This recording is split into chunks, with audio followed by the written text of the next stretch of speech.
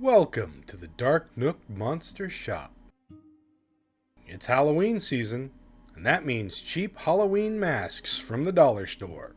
In this DIY Halloween mask video, I'll show you how to take a basic dollar store mask and give it a creepy Dark Nook upgrade using just a few simple techniques. First, it needs more mouth holes. But you might think, hey, this is a half mask, you can breathe just fine.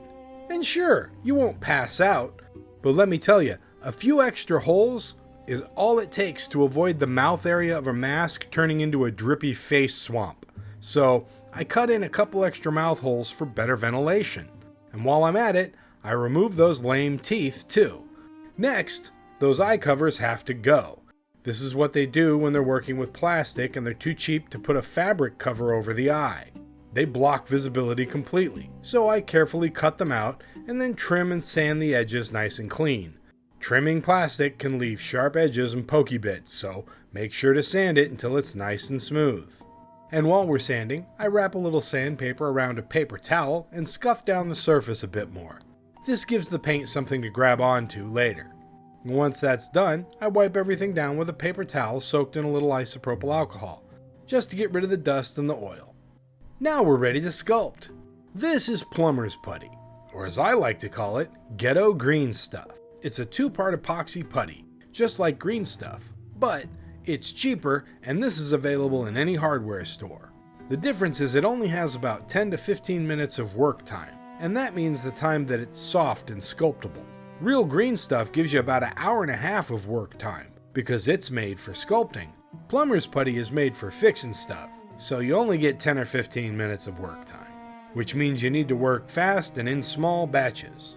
I'm redoing all the teeth, which means filling in the holes where I cut out the old teeth. Now I do this for two reasons. One, to keep the mask from cracking, and this makes it easier to sculpt the new teeth in the next step. And by the way, plumber's putty is water safe, meaning it's designed to be in contact with drinking water. You can use this in a drinking water tank and nothing's going to leach out of it into the water that's toxic. So it's safe to have around your face. Although I wouldn't breathe the fumes off of it right at the moment that it's curing. For the top row of teeth, I sculpt each tooth first and then press it into place. Then I build up the gums around it. For the bottom row, I do the exact opposite. I make the gums first and then I poke holes into the gums and then I press in the teeth afterwards. The original teeth on this mask just look goofy. They faced forward. No creature's jaw hinges at 90 degrees like that. It's just a goofy looking thing that they do because it's easier for the stuff to come out of the mold that way. So this thing needs a proper set of teeth. I roll out a fat worm of plumber's putty to form the lower gums. I smooth it down and blend it in, and then I use a metal tool to press in the holes for the teeth to fit into later. Once that batch firms up, I mix a new one and start shaping individual teeth and pressing them into the gums, one by one.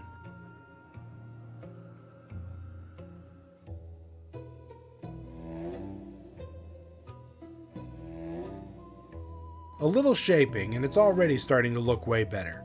I refine the shape and detail, then smooth everything with a bit of water.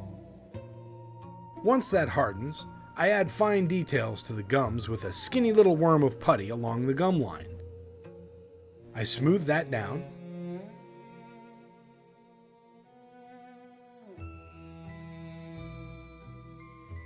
I also use some of that putty to add a little surface texture and detail to a few spots that need some definition, making the wounds have a clear defined edge.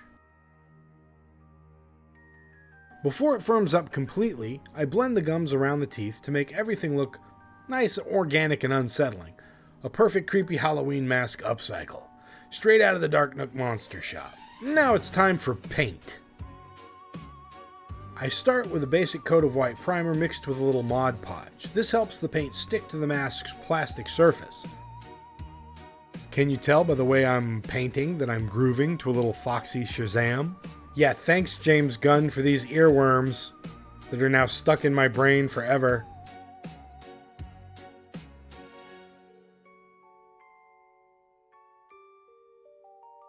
I touch up any areas that I might have missed with a cotton swab and then move on to the red. I use a dark blood red in the mouth and all the areas that look like cuts. It doesn't have to be perfect. In fact, it can be pretty sloppy. We're going to fix it later.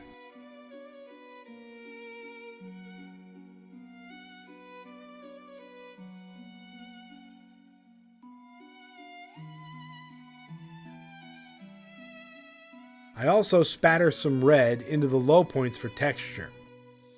It looks a bit goofy at first, but trust me, this will all come together in the end. Next color I add is blue. I use the same spatter painting technique lightly over the low points. And then I paint a little heavier around the eyes and mouth. I even add some subtle vein details for a little extra creep factor.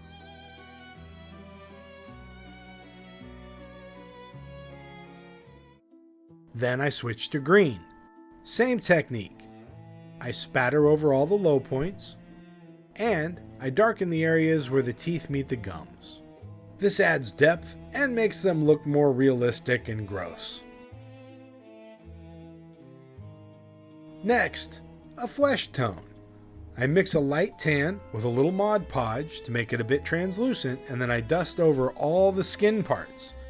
This subdues the bright reds and blues and greens, making it look like those colors are under the skin, which technically they are. They're under the skin tone layer. This makes the skin look much more realistic because no living thing has skin that's one color. It's made up of little blotchy bits of greens and reds and yellows, and that's what our eye sees. And once that's done, I go back over the wounds with a blood red, touch up any details that may have gotten covered.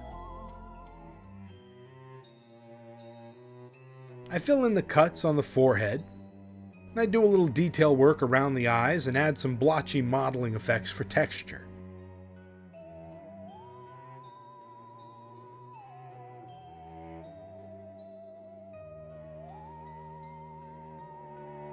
Here's a little trick for the teeth.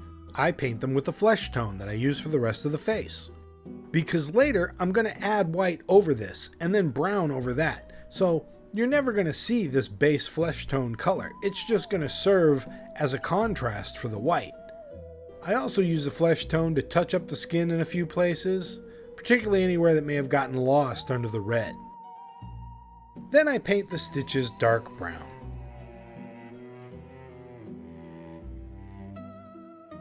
Once that's done, I go over the teeth with white and touch up the veins a little bit with some red.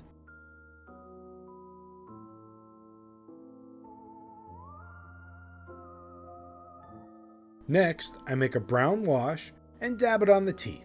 Then, I use the airbrush to lightly spatter the brown wash over the whole mask. Finally, a little touch of brown on the back edge of the eye holes. Now here's a closer look at the flesh tone and the fine details from the spattering. It's just a few simple colors, but it creates a great, creepy, blotchy flesh tone effect. Once that's dry, I coat the teeth and the wounds with UV resin and cure it with a UV light. And with that, this dollar store mask upgrade is done.